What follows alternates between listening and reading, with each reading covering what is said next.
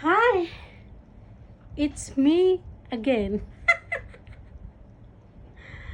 May tatalakayin tayong napaka-importante na hindi at nahihiya yung kahit sino magtanong dito.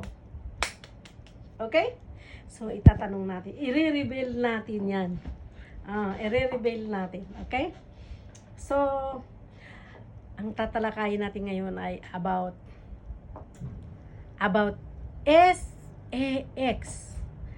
Kung ano ba talaga, kung normal ba talaga sa isang linggo o 3 beses sa isang linggo o 6 months, isang beses sa 6 months o 3 months, isang beses o 2 buwan, isang beses or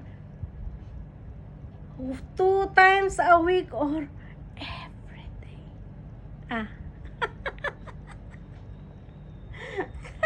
Parang naging eksperto tuloy ako dito.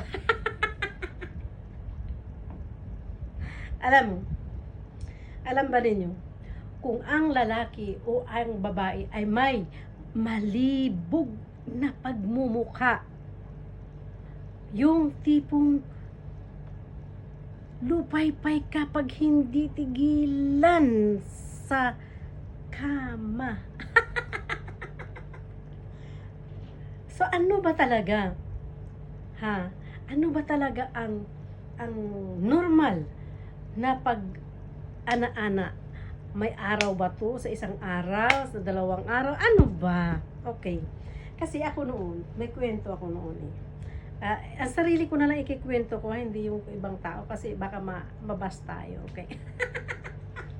Ako, hindi ko alam na may babae yung asawa ko, no? Pero 6 months, wala pa akong ana-ana. Wala. Ngayon, akala ko normal lang yun eh. Pero nung nagkwentuhan yung mga kasama namin, ko sa trabaho, alam mo, ano ko yung isa, narinig ko yung isa, 3 times a week. Yung isa, siguro, kasi pagod na daw yung asawa niya, kaya every off daw, 15 days. So, yung isa naman, araw-araw. Yung isa, kahit tulog daw siya, nakakaraos daw yung asawa niya. So, ito yung normal sa mga followers at nagre-react na audience sa akin. Scroll lang kayo pag hindi nyo gusto ang aking video na tinatalakay. Okay? Huwag nyo sabihin, ay hindi yan sa bata kasi ganun. Hindi. May parental guidance po tayong nangyayari dyan. Okay? So, ano nga ba? Meron akong narinig. Sabi ng isa, araw-araw daw siya. Parang nag-init tuloy ako araw-araw. Nag-init tuloy ako. Sabi ko, meron palang araw-araw. Ano kaya ang ng araw-araw? Gusto kong malaman sa inyo kung ano ba talaga yung naramdaman yung ginagamit yung babae na araw-araw. Masakit ba yun? Masakit kaya yun, di ba? Araw-araw, wala kang pahinga kahit pagod ka. Ano ba? Yung iba kasi sabi, madaling araw. Ano ba? Ano bang masarap? May tanong ako, ano bang masarap? Umaga? Gabi? O hapon? Ano kaya yung umaga, tanghali, gabi? 3 times. Ano kayang pakiramdam nun? Pasensya na kayo, hindi ko naranasan yung ganun, Yung iba dyan, sasabihin sa akin, binibenta ko yung katawan ko. Sorry kayo, hindi po nabibili yung katawan ko. Okay? Ang sarap siguro ng every night. Yung pagod na pagod ka, tapos mag-ana-ana ka, tapos makatulog ka, siguro ang hilik ang ng hilik nun, ang lakas. Oh, nakilig siya.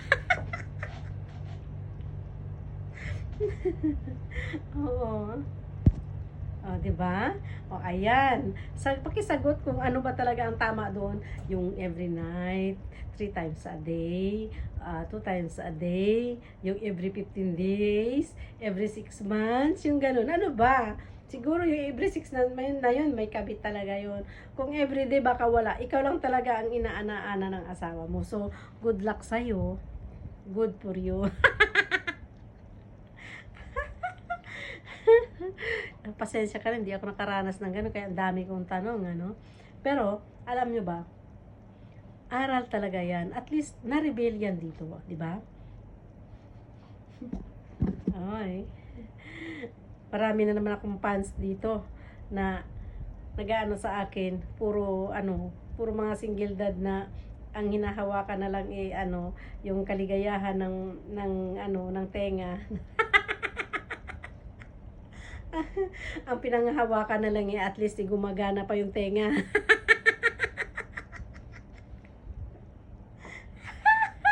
yung kahit anong kahit anong ganong yung kalooban mo, tumaas yung dugo mo, hindi na tumataas. Ay, naku, nakakasaya. Ang saya ko, no? Kayo masaya ba o nagagalit? O sige na nga. Pakisagot ha. Salamat.